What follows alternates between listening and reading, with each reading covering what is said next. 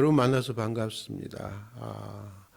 이 새벽에도 주님께서 여러분의 기도에 응답하시고 크신 은혜를 내려주실 줄로 믿습니다. 오늘 우리가 함께 읽고 묵상할 말씀은 시편 110편, 물론 이 시편 역시 메시아의 시편입니다. 우리 시편 110편 1절에서 7절까지의 말씀을 함께 봉독하도록 하겠습니다. 함께 봉독하겠습니다. 여호와께서 내 주에게 말씀하시기를 내가 내 원수들로 내 발판이 되게 하기까지 너는 내 오른쪽에 앉아 있으라 하셨도다. 여호와께서 시온에서부터 주의 권능의 귀를 내 보내시리니 주는 원수들 중에서 다스리소서. 주의 권능의 날에 주의 백성이 거룩한 옷을 입고 즐거이 헌신하니 새벽 이슬 같은 주의 청년들이 주께 나오는도다. 여호와는 맹세하고 변하지 아니하시리라. 이르시기를 너는 멜기세덱의 서열을 따라 영원한 제사장이라 하셨도다. 주의 오른쪽에 계신 주께서 그의 노하시는 나라의 왕들을 쳐서 깨뜨리실 것이라.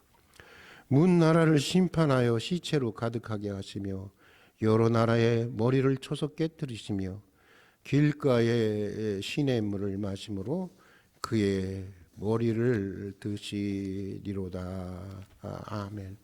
오늘 우리가 읽은 시편 110편은 시편 가운데 사실 가장 높은 영감을 가지고 있는 시편입니다. 오늘 시편은 가장 분명하고도 가장 온전하게 예수 그리스도의 통치, 역사 마지막에 있을 예수 그리스도의 통치와 재림을 통한 심판까지 예언하고 있는 그런 시편이기 때문입니다. 그러니까 오늘 시편은 다윗의 지혜로부터 나온 것이 아닙니다. 다윗의 생각으로부터 나온 것이 아닙니다. 다윗의 어떤 신앙적 철학으로부터 나온 것이거나 그의 경험을 통해서 나온 시편이 아니라고 하는 것입니다. 오늘 시편은 전적으로 하나님의 영이 다윗을 감동해서 천년 후에 일어날, 역사 마지막에 일어날 예수 그리스도의 초림과 예수 그리스도의 재림에 관해서 예언하고 있는 그런 메시아 시편입니다. 오늘 시편 1절에 보면 다윗은 여호와께서 내 주에게 말씀하시되라고 하는데 여기서 내 주는 다윗이 아닙니다. 여기서 내 주는 예수 그리스도를 말씀하고 있는 것입니다. 지금 다윗은 성령의 깊은 감동 가운데에서 성자 하나님에게 말씀하시는 성부 하나님의 모습을 보고 있는 것입니다. 예수님이 이 땅에 오시기 천년 전에 영원 전부터 아버지 하나님과 함께 하시고 계시는 예수 그리스도의 그 모습을 바라보고 있는 것입니다. 1절에 보면 성부 하나님이 이렇게 말씀하십니다.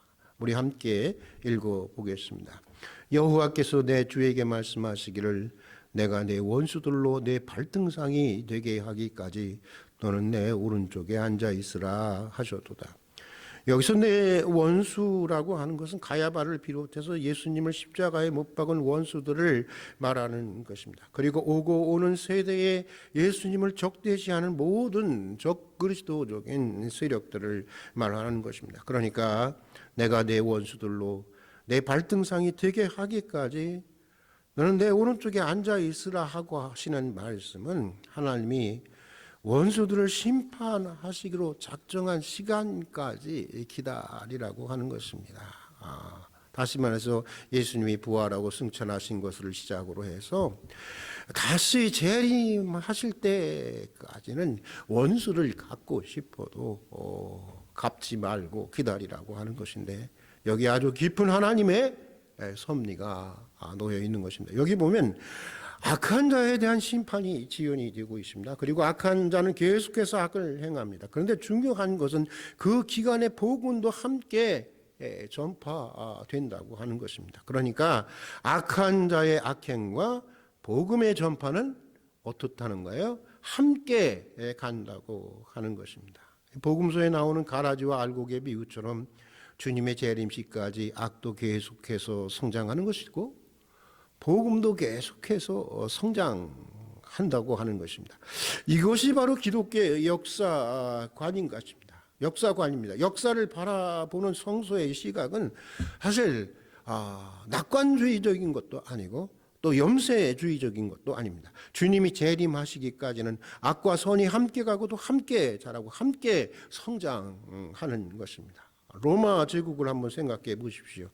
로마는 악한 제국이었습니다. 그러나 로마가 그 악한 힘으로 구축해 놓은 평화를 통해서 어떻게 됩니까? 복음이 세계 곳곳에 전파되게 됩니다. 그 필리핀의 두테르테 대통령이 마약 상인들을 모조리 죽여서라도 이 치안을 유지하려는 것과 같이 당시 로마 제국은 엄청난 군사적인 힘으로 로마 이 제국 내에 치안을 철저하게 유지했습니다. 우리는 이것을 역사적으로 소위 팍스 로마나 로마의 평화라고 하는데, 이 덕분에 복음의 전도자들이 치안을 염려하지 않고 전 세계로 뻗어나가면서 복음을 전파하게 되었던 것입니다. 그런가 하면 또 모든 길이 로마로 통한다고 할 만큼 이 로마 제국이 잘 닦아놓은 이 도로를 통해서 군사 목적을 혹은 상업적인 목적으로 잘 닦아놓은 도로를 통해서 복음이 전 세계로 전파되게 되었던 것입니다. 중국도 그렇습니다. 공산 치하에서 기독교인에 대한 많은 핍박이 있었습니다. 특히 60년대와 70년대 이 모택동 주석이 일으킨 그 문화혁명 때 많은 그리스도인들이 죽임을 당해야 했습니다. 그러나 이 기간을 통해서 여러분, 그런 탄압 속에서도 복음이 놀랍도록 성장하게 됩니다. 그 기간에 얼마나 엄청난 복음의 역사가 일어났는지 지금 중국 교회 성도들이 거의 1억 명에 육박한다고 하지 않습니까? 사실 로마 시대에도 그랬습니다. 로마 제국이 기독교를 박해하던 시절 한 명의 순교자가 생기면 10명의 새로운 그리스도인들이 다시 생겨났다고 하는 것입니다. 그래서 결국 로마가 결국 복음화 되기까지 했습니다. 그러고 보면 여기 하나님의 오묘한 섭리가 있는 것입니다. 가난과 질병 그리고 핍박을 통해서 악은 악대로 힘을 얻는 것 같지만 하나님은 그런 가운데 복음을 땅끝까지 전파하시는 것입니다. 고난을 떠난 구원의 역사를 찾아보기 힘든 것입니다. 역사를 보면 하나님은 고난을 통해서 복음화를 이루어 가시고 구원의 역사를 펼쳐 가셨다고 하는 것을 확실하게 볼 수가 있습니다. 여러분, 사실 우리 개인적으로도 그렇습니다. 내가 건강하고 내가 원하는 대로 잘 될 때에 믿음이 잘 자라느냐? 사실 그렇지 않습니다. 일반적으로 그렇지 않습니다. 내가 외롭고 내가 어렵고 내가 무고히 비난을 받고 고통을 받고 병들고 그럴 때 믿음이 자라고 오히려 전도도 그때 더 하게 되는 것을 보게 됩니다. 건강한 사람들이 전도하기보다는 병든 사람들이 더 많이 전도를 합니다. 성공한 사람들보다도 실패한 사람들이 더 많이 합니다. 목사가 되기 위해서 신학교를 찾는 사람들도 그렇습니다. 가만 보면 성공해서 들어온 사람들보다는 실패하고 무너지고 그야말로 인생의 쓴맛을 경험해 본 사람들이 훨씬 더 많이 그 신학교에 들어오는 것을 보게 됩니다. 제 후배 가운데 한 친구는 평생 머슴살이를 살던 아버지가 농약을 먹고 자살한 사건을 통해서 하나님을 찾게 되었고 결국 목사의 길을 걷기 위해 신학교까지 들어왔다는 간증을 직접적으로 들어본 적이 있습니다. 후배의 아버지는 평생 머슴을 살면서 몇 마지개 땅을 소유하게 되었다는 것입니다. 그런데 어느 날인가 몸이 안 좋아서 불편해서 이 병원에 가보니까 암이라는 진단을 받았다는 것입니다. 그것도 말기 암이라고 하는 진단을 받게 되었다는 것입니다. 자식들은 땅을 팔아서라도 수술하라고 독촉을 했다는 것입니다. 그러나 아버지는 자기 평생 머슴을 살면서 마련한 그 땅을 팔 수가 없었다는 것입니다. 그것은 자식들에게 남겨주고 싶어하는 아버지의 마지막 자존심이었고 아버지의 인생이었던 것입니다. 그래서 아버지는 결국 농약을 마시고 스스로 목숨을 끊게 되었다고 하는 것입니다. 어떻게 보면 하나님을 저주하고 싶은 그런 사건입니다. 그런데 후배는 아버지의 비극적인 죽음을 보면서 문득 이런 생각이 들더라는 것입니다. 이런 인생에게, 이렇게 허무한 인생에게 하나님마저 없다고 한다면 어디에서 이런 사람들은 위로와 희망을 찾을 수 있겠는가? 그래서 교회를 찾게 되었고, 그러다가 하나님을 만나서 결국 신학교까지 목회자가 되기 위해서 들어오게 되었노라고 하는 간증을 들어본 적이 있습니다.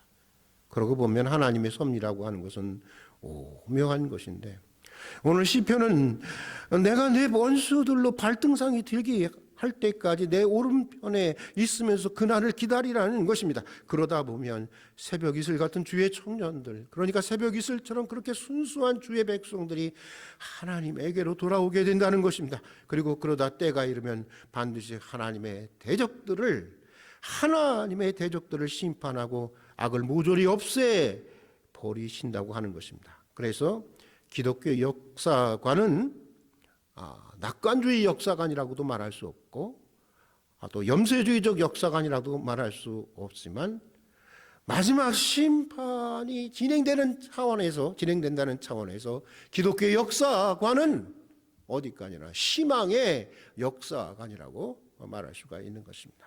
다윗은 지금 예수님의 부활과 승천으로부터 시작해서 주님의 재림으로 완성될 그 마지막 심판의 날까지를 내다보고 예언하고 있는 것입니다. 성령에 깊이 감동되고 영적으로 높아지니까 고난 가운데 역사하시는 하나님의 섭리의 신비를 읽어내게 되었던 것입니다. 그래서 악이 힘을 얻는 가운데서도 심차게 진행되어지고 있는 하나님의 구원의 신비, 구원의 역사를 읽어내게 되고 끝까지 소망의 끈을 놓치지 않는 믿음의 사람이 될 수가 있었던 것입니다. 사랑하는 교우 여러분, 다윗처럼 성령에 깊이 감동이 되는 사람들이 될 수 있기를 바랍니다. 성경이 말하는 바 하나님의 세계 실제를 바라보고 경험할 수 있기를 바라고, 여러분이 영적으로 계속해서 높아지기를 바랍니다. 안주하려고 하지 마십시오. 계속해서 영적으로 더 깊어지고 높아지기를 바랍니다. 그래서 고난 가운데 역사하시는 하나님의 신비를 읽어낼 수 있는 여러분이 되기를 바랍니다. 악이 힘을 얻는 상황에서도 힘차게 진행되어지는 하나님의 구원의 이 신비, 구원의 역사를 읽어내고 끝까지 희망의 끈을 놓치지 않는 오늘 시편 저자와 같은 믿음의 사람들이 될 수 있기를 축복하면서 오늘 여기까지 하도록 하겠습니다. 함께 기도하겠습니다. 사랑하는 하나님 아버지, 지난밤에도 주님 안에서 안식하다가 이른 새벽 다시 기도의 자리로 불러주셔서 주님과 더불어 한날을 시작할 수 있는 은총을 주신 것을 진심으로 감사드립니다. 다윗처럼 깊은 영감을 가진 사람들이 되기를 원합니다. 성령에 깊이 감동되는 사람들이 되게 해주시고, 성경이 말하는 바 하나님의 그 세계의 실제를 경험하고 실제를 늘 바라보며 살아갈 수 있는 믿음의 사람들이 되게 해주시옵소서. 우리의 영적인 수준이 보다 깊어지고 높아지게 해주시고, 그래서 고난 가운데 역사하시는 하나님의 신비를, 하나님의 섭리를 읽어내게 해주시옵소서. 악이 힘을 얻는 상황 속에서도 그 이면에서 더 심차게 진행되고 있는 하나님의 구원의 역사를 알게 해 주시옵소서. 오늘 한날의 삶도 주님께 맡겨드립니다. 주의 거룩한 뜻을 이루고 주의 거룩한 뜻이 정말 힘있게 이루어지고 있는 현장을 바라보고 읽어낼 수 있는 그런 한날이 되게 해 주시옵소서. 예수님 이름으로 기도드립니다. 아멘.